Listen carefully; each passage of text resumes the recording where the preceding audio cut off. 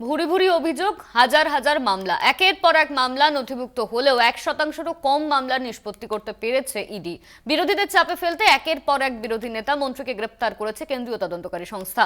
মামলার জল গড়িয়েছে বহুদূর। এর শেষ কোথায়? নাকি বিরোধী শূন্য সরকার গড়তে মামলা সাজানোর নাটক মোদির? প্রশ্ন বিরোধীদের। ভোটের আগে বা পরে বিরোধীদের প্যাঁচে ফেলতে মোদী সরকার যে বারবার কেন্দ্রীয় এজেন্সিগুলিকে ব্যবহার করেছে, এই অভিযোগ নেহাত নতুন নয়।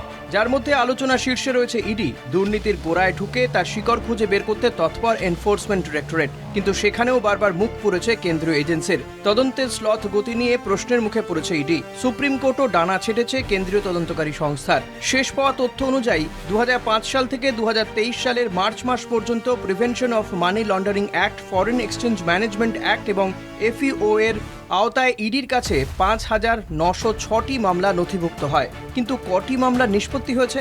তথ্য বলছে 2023 সাল পর্যন্ত মাত্র 25টি মামলা নিষ্পত্তি করতে পেরেছে ইডি, যা মোট মামলার মাত্র 0.42%।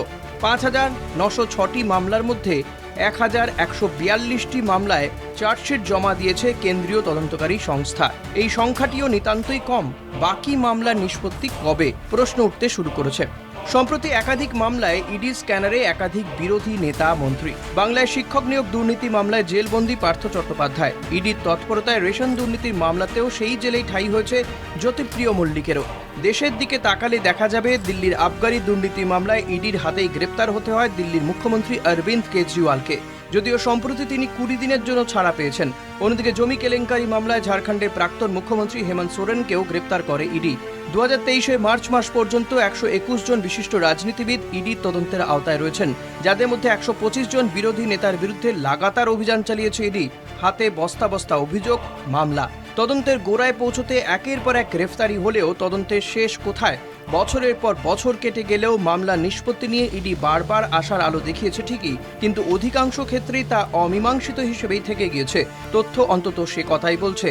তাহলে কি সত্যি বিরোধী শূন্য সরকার গড়তে এজেন্সিকে কাজে লাগাচ্ছে মোদী সরকার? ভোট আবহে সেই প্রশ্নই জোরালো হচ্ছে। কলকাতা টিভি।